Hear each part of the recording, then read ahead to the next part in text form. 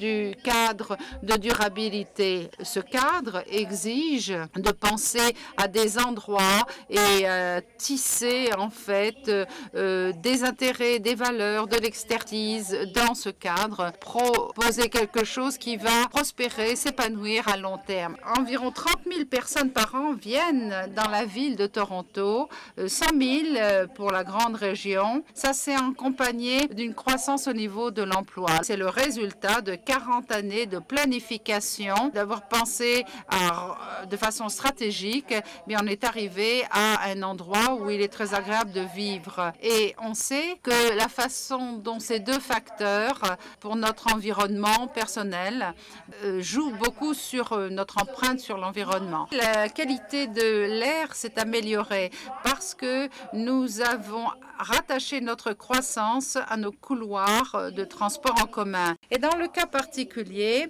l'opportunité, c'est d'utiliser le transport en commun comme un moyen de faciliter toutes sortes de modes de déplacement. Ce qui coûte le moins cher pour déplacer les gens, avoir des collectivités où on peut se déplacer en marchant. Et la façon la plus coûteuse, eh bien, c'est de mettre chaque personne dans sa propre voiture. 70% des gens marchent ou prennent leur vélo pour aller au travail. Alors, il y a les transports en commun, mais dans le centre-ville, il y a très peu de gens qui conduisent. Et maintenant, on commence à voir le problème des familles, comment on élève une famille dans un condo, dans un environnement urbain.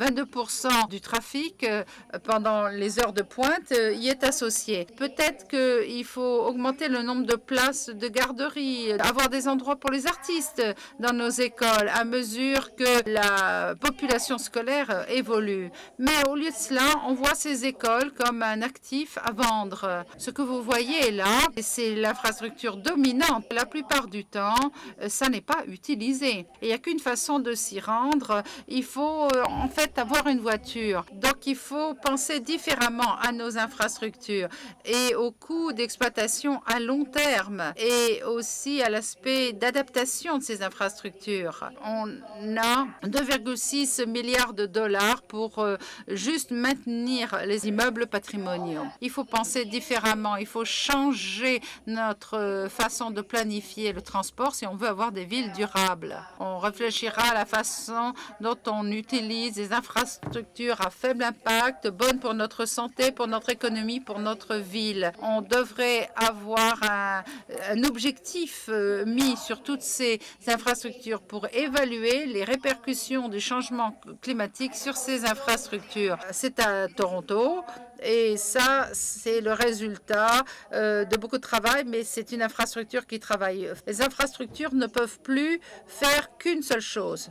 Elles doivent répondre à une multitude de critères et répondre à tous ces intérêts partagés autour desquels on doit se réunir pour planifier différemment. Si on sait le transmettre, on verra ces changements. On sait qu'il y a un grand risque si on planifie pas notre ville pour tous. L'image que vous voyez ici, eh bien, c'est Richmond Park. On utilise un modèle de marché de redéveloppement pour redévelopper des logements, pour s'assurer qu'il y ait de bons logements pour tous.